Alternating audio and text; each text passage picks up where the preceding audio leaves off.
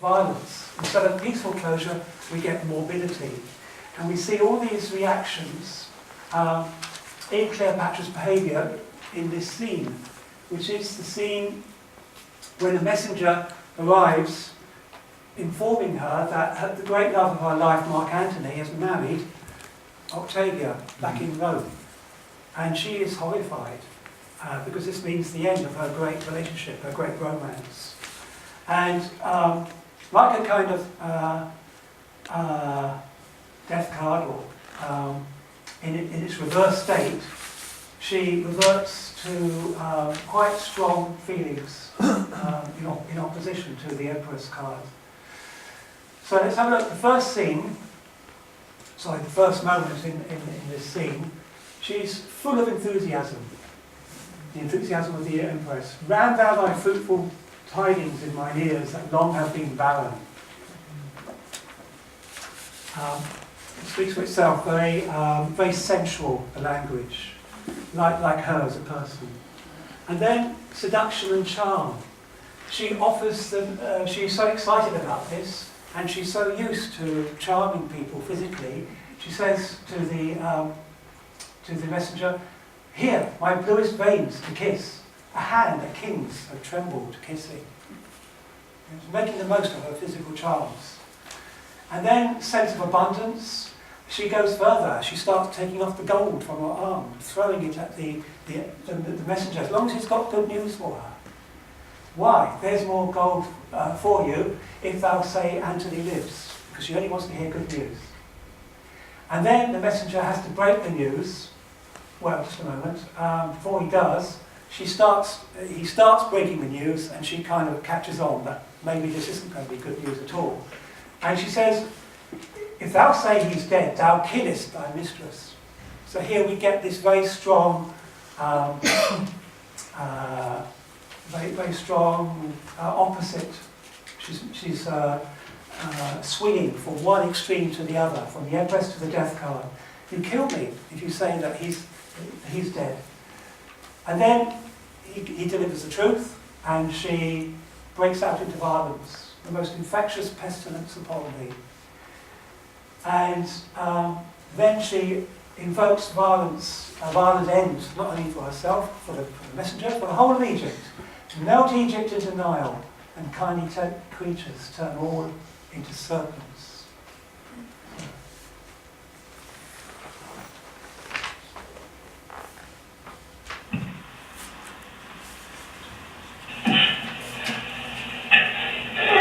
Now thy fruitful tidings in my ear, that long time have been barren. Madam, come is dead. If thou sayest so, then thou killest thy mistress, as well and see if thou so yield him. There goes, and here, my bluest veins to kiss, a hand that kings have licked and trembled kissing. It's well. There's more gold. But Sarah, mark, we used to say the dead are well. Bring it to that the gold I give thee when I melt and pour down thy ill-uttering throat. Come on, Harry. Well, go to, I will, but there's no goodness in that face. What please you, Harry? I have a mind to strike the air thou speakst. If I say Antony lives, is well, or friends with Caesar, or not captive to him, I'll set thee in a shower of gold and hail rich pearls upon thee. Madam, he's well. Well set.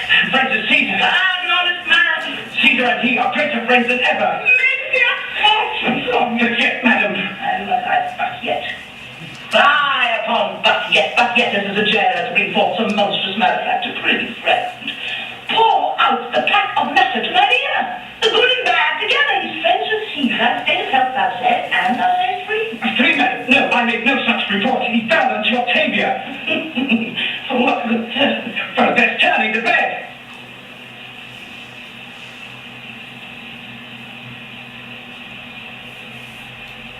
I am pale, Charmian.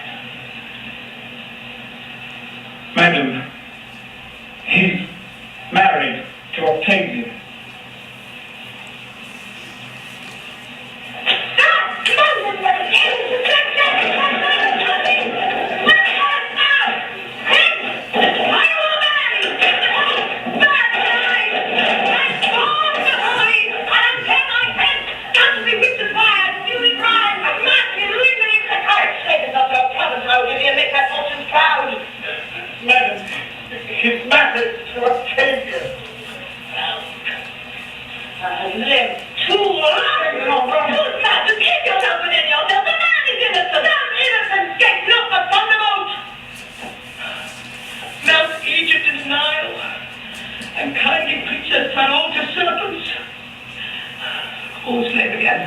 Though I'm mad, I will not bite it. Dramatic.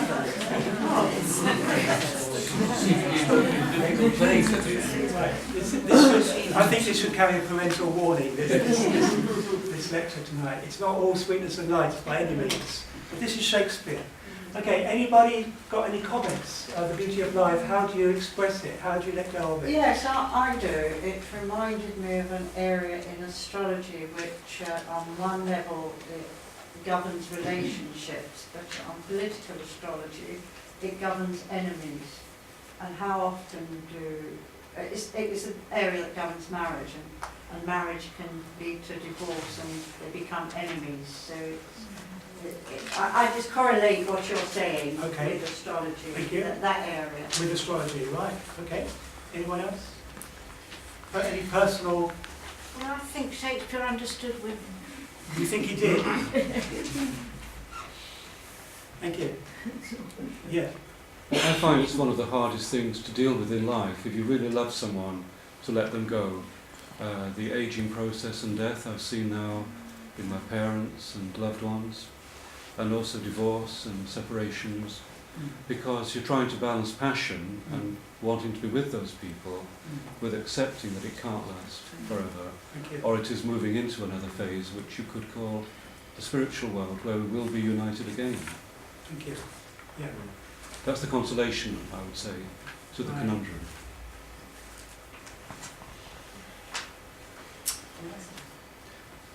Okay, change of duality now. Number 4, your power of control or stability. And this is very well illustrated by Shakespeare in his play Julius Caesar. Very appropriately, because the 4th card, the active side of this duality, is the Emperor. And Julius Caesar was the great emperor in Roman times, famous for being assassinated in the Forum during the Ides of March. But he was actually a pre-emperor, wasn't he? He wasn't the first emperor. He was the leader of the Roman Empire, but he may not have been the emperor. Augustus was the first. And that's right. And the play does make a lot about a crown being offered to him, which he refused time and time again. But he was loath to refuse it, apparently. This comes out in the clip we'll be watching. So this is a tremendous illustration of the duality between having and exerting and applying your willpower to enforce your way of how you want things to be, and also to protect. Sometimes it is extremely useful and desirable. The other side of duality is this angel who is pouring water from one jug to the other in a way that is very flexible and very considerate and very caring and very balancing. So this is what's going on here, this opposition between willpower and flexibility, between being resolute and yielding or compromising. And this is what we're going to see with Julius Caesar, this whole play, but in particular this scene, which is when Caesar is being prevailed upon by his wife, who has had terrible dreams, nightmares, that something terrible is going to happen to him if he goes to the Forum. Oh, sorry. He hears what she says, but he replies, yet Caesar shall go forth. It's full of willpower and resolution. His wife prevails upon him and comes back to him again and pleads with him, do not go forth today. And of course, he was completely right. If he didn't go forth, his life would have been saved, or he wouldn't have been assassinated on that occasion. Now, this is very interesting and very ironic. Instead of standing his ground and sticking to his guns like the expected emperor to do, he reverts. He actually does revert to the temperance energy. And we have been led to believe so far in this play that Caesar doesn't have any of this energy at all. That he is stubborn, that he is too willful, that he doth bestride the petty world. He does bestride the world like a colossus. That's what Cassius says. And we petty men walk under his huge legs and find ourselves dishonourable graves. He's not supposed to give way, but he does in this scene. For thy humour, I will stay at home. He changes his mind and agrees with his wife. He's flexible, he's yielding, the opposite side of the duality. But then, one of the conspirators comes into his presence and puts more pressure on him, puts pressure on him to go. And Caesar has said he will not go, the cause is in my will. But unfortunately, he's not actually strong-willed enough on this occasion. And the conspirator actually persuades him to change his mind, and he says that he will go, and he even tells the conspirator why he will go. But for that, I love you, I will let you know. And this enables the conspirator to change his mind, to change Caesar's mind. So I'm a bit confused myself there, but you'll see when the clip comes up. Caesar, in the end, he says, I am ashamed I did yield, give him my robe, for I will go. And the rest is history. What say the audience? They would not have you disturb forth today. Having the entrance of an offering before, they could not find a heart within the feast. Regards to this and shame or cowardice. Caesar should be a beast without a heart if he should stay at home today for fear. No, Caesar shall not. Danger knows full well that Caesar is more dangerous than he, and Caesar shall go forth. Alas, my lord, your wisdom is consumed in confidence. Do not go forth today. Call it my fear that keeps you in the house and not your own. We'll send Mark Antony to the Senate house, and he shall say, you are not well today. Let me prevail in this. Mark Antony shall say, I am not well. And for thy humour, I will stay at home. Decius Brutus, he shall tell them so. Caesar all hail! Good morrow, worthy Caesar. I come to fetch you to the Senate house. And you are come in very happy time to bear my greeting to the senators and tell them that I will not come today. Cannot is false, that I dare not false. I will not come today, tell them so, Decius. Say he is sick. Shall Caesar send a lie? Have I in conquest stretched mine arms so far to be appeared to tell great beards the truth? Decius, go tell them Caesar will not come. Most mighty Caesar, let me know some cause, lest I be laughed at when I tell them so. The cause is in my will. I will not come. That is enough to satisfy the Senate. But for your private satisfaction, because I love you, I will let you know. Cleopatra, my wife, stays me at home. She dreamt tonight she saw my statue, which like a fountain with 100 spouts did run pure blood. And many lusty Romans came smiling and did bathe their hands in it. And these does she apply for warnings and portents and evils imminent, and on her knee hath begged that I would stay at home today.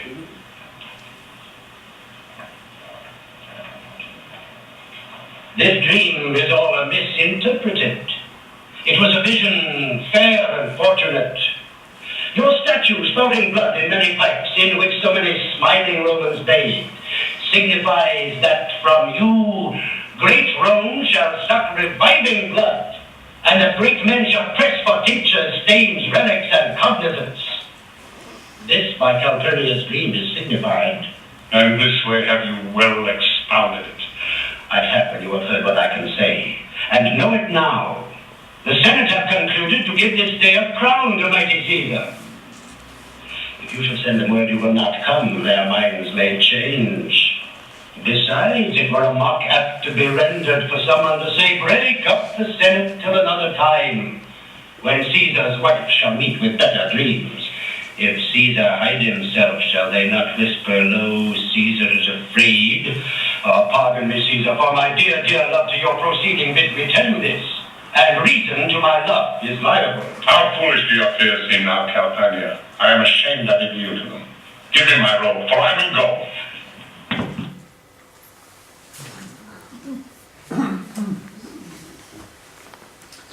Your power of control. Where is it strong? Where is it relaxed? May I speak again? Yes. I see another correlation with Abraham Lincoln, who also had a dream that he saw his coffin in the White House, that the president was dead. And as you know, he was going to the theatre that night, and he refused a bodyguard. Of course, he was shot. So the same sort of will, as opposed to a... So that's another illustration of will allowed to run out of control can lead to our detriment. Well, he's like California, it is California, isn't it? He's told through a dream, he's warned, I suppose, he was actually warned that he might die, but he refused a bodyguard. Yes. They'll get me anyway, he said, you know, if they want to kill me, they'll kill me. Thank you. Any personal reflections on your views? Who was the theatre? What person was the lady referring to? I'm sorry? Lincoln. Lincoln, yes. Any personal reflections? Do you sometimes feel a conflict between standing your ground and compromising? Do you sometimes feel like maybe I should, go to this party even though I don't really want to, because these people expect to see me? Or maybe I should allow this person to talk non-stop for 20 minutes, even though I haven't got the energy to listen to them. Do you sometimes feel this? I mean, I often do. And I wish I had more willpower sometimes. But where am I going to get that willpower from? And I think we'll have an answer to that later on when we look at another film clip. So let's move on to the first of the 4 great tragedies. And we're going to look at all 4 tonight. And they are the last 4 of the 10 dualities. This is the end of the that half of the presentation. So let's move on to the next half, the second half of the presentation.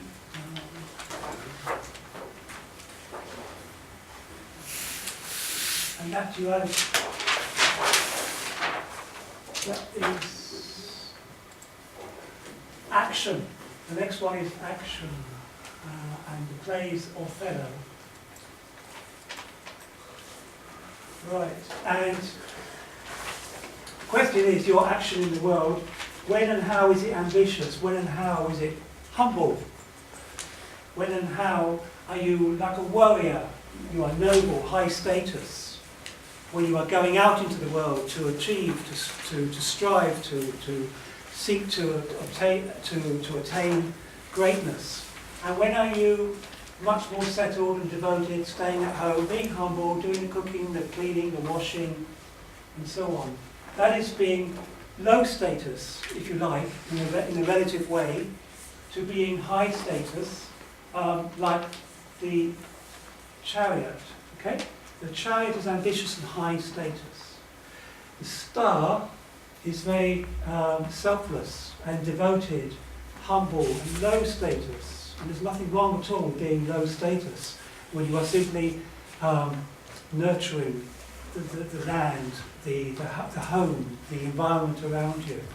A wonderful exploration of this is the film called The Servant, an English film from 1963, which is about a master and a servant and this alternation, this very uneasy relationship between the 2 men, high status and low status. And the play that illustrates this is Othello, and what we're looking at is a person, what we're looking at is these qualities encapsulated in each person. That often happens, by the way, to a particular person in our life. We tend to be kind of warrior-like and noble, and the other person tends to be humble and gentle. It often plays out that way, but maybe in a different situation, the tables can turn, and we may see that in this clip. When this energy, the